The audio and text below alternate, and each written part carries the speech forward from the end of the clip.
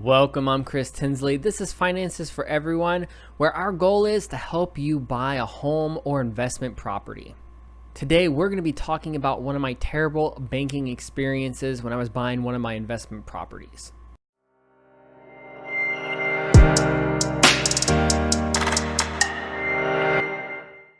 If you want to find out more about Finances for Everyone, go to the show notes and click on financesforeveryone.com.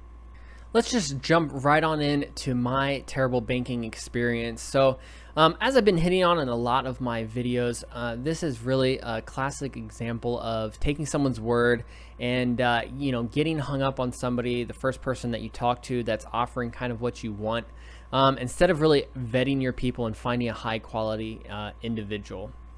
So getting into this story, first I should mention I already had a banker that I had used on multiple properties. So why I went out and looked for another one, I really have no idea besides my constant need to search for a lower interest rate.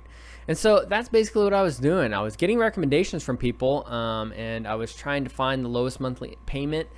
So for investment properties, it can sometimes be a search to find a good interest rate loan after a number of deals because you just like anything else, you want to find the longest term possible for the lowest interest rate so that you can have more cash flow in your property. So as I searched, I found a lot of bankers out there, looking at my numbers and offering me loans, really all across the spectrum. So I got quoted for 20-year fixed mortgages and 15-year fixed, as well as 20-year variable, 10-year fixed. It was really all over the place. And so at this point, with a number of properties and really the state I was in, the only way that I could get most of my numbers to work out is with a 30-year fixed loan. So the hunt was on for me, and I was searching for that longest term with the lowest interest rate that would work for my particular debt to income ratio. So looking back on it, I was really just tired of looking for a good deal, and I really was ready to settle. So like most things, that's not really a good place to be at all. And it's easy to, preach patience, but in hindsight and in the moment, it's a lot harder to practice.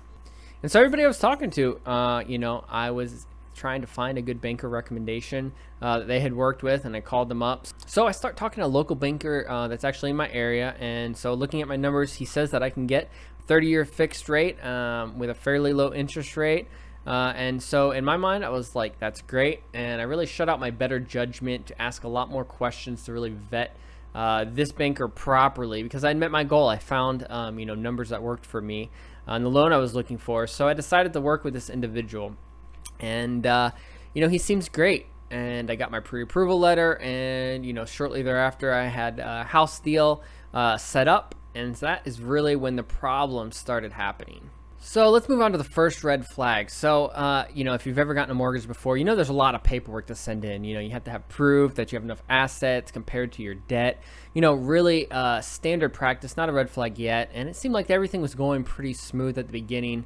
And asking for paperwork is completely normal. But in this case, it didn't stop.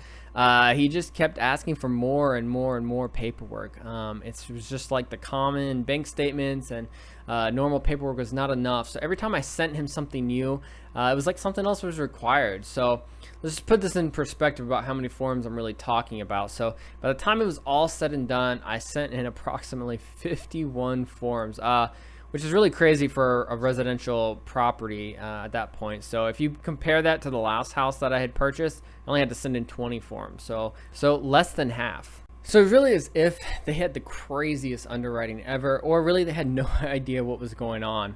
And it didn't really help that this banker had no understanding of what his underwriting requirements were, or he just had a very bad relationship with the underwriting department, because every time I would ask for details for what the underwriting was trying to accomplish, it was like there's a huge disconnect. So this really should have made me back out of the loan based on like the loan clause. However, they hadn't denied me for my loan. They were just really giving me the runaround. So it was really unclear if I backed out of this deal with this, banker, if I would even get my earnest money back. Because I really wanted to purchase the property still, and I really wasn't willing to lose the deal because of a bad banker. So I really hung on through all of this back and forth. And it really got to be even a bigger waste of time. So the second red flag was a bigger waste of time because of all the money transfers I ended up having to do. So Just like with any house, most houses you have to put down for 20%, to buy the property. And it's a pretty simple transaction most of the time. So you show your money in the account and cut a cashier's check before you're closing.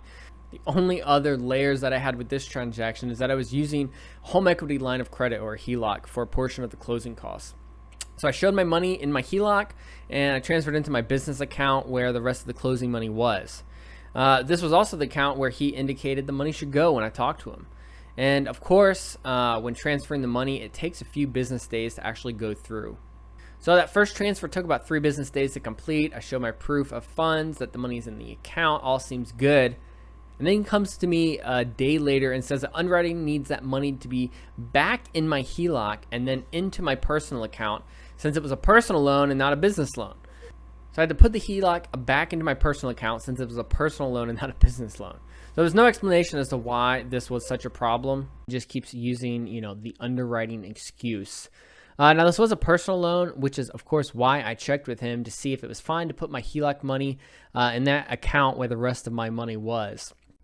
Now, instead of transferring that money from my business account into my personal, they want me to transfer it back into my HELOC to show where the funds came from. So I transfer that money from my business back to my HELOC, which takes another 3 business days. Then I have to transfer it from my HELOC to my personal account, which takes another 3 days. So I finally get that HELOC money to my personal account, and I think that I am all done. I'm good to go. But it's not over, because I still have non-HELOC money in my business account for the closing that they didn't want me to transfer directly to my personal account. So as it turns out, I end up having to wire all of the money directly to the attorney's escrow fund. And this not only delayed my closing, but it was a nightmare for transferring. So their underwriting team did not seem to have a clear understanding about what they wanted to accomplish at the beginning when I was asking all the questions about where they wanted the money. And I couldn't get clear answers as to what I needed to do throughout the entire process.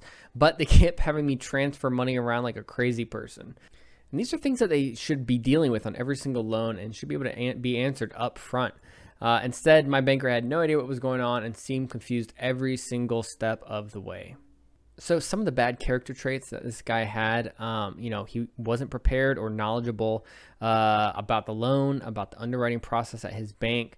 And it really turns out that he was in it just for the money. So this guy didn't even bother to show up for the house closing. And I've taken a number of loans out, and I've always had the loan officer at the closing. And if they can't be at the closing, they'll at least give you a gift or write you a nice letter of congratulations, an email. This banker did none of that. He couldn't even take me the time to shoot just a quick email to me saying congrats, nice working with you, anything like that. He was just a terrible loan officer that was just in it for the money and really had no desire to build any relationships, which is why, when you're vetting people, when you're trying to find good experts to work with, you want to make sure you're asking all these questions. You're talking to people that have worked with them, in the past directly, and really finding out what this business is about, what their underwriting process is like on the front end, not finding it out, from the loan officer, but actually getting it from people that have used them in the past. Of course, it's always easier to look back in hindsight to what I should have done differently, but it's a lot harder in practice. So, I should have taken the time to understand the underwriting process as well as gauge the knowledge level and experience of this banker. And I can tell you that he was not experienced banker at all. And if I would have asked more detailed questions up front, I think I would have figured it out. That was my terrible banker experience, but it doesn't have to be your terrible banker experience. That is why I have the resources that I do in Finances for Everyone. What we're trying to do here is help you to find a home. So whether it's your primary home, whether you're trying to find a rental or a flip, working with good experts is going to go a long way. So if you want to know more questions that you can ask them, more detailed tools that you can use to help yourself stay organized all along the way, so go to the show notes and you can click on a link to find out more. We have a real estate course. We have a pro version, but we also have a light version.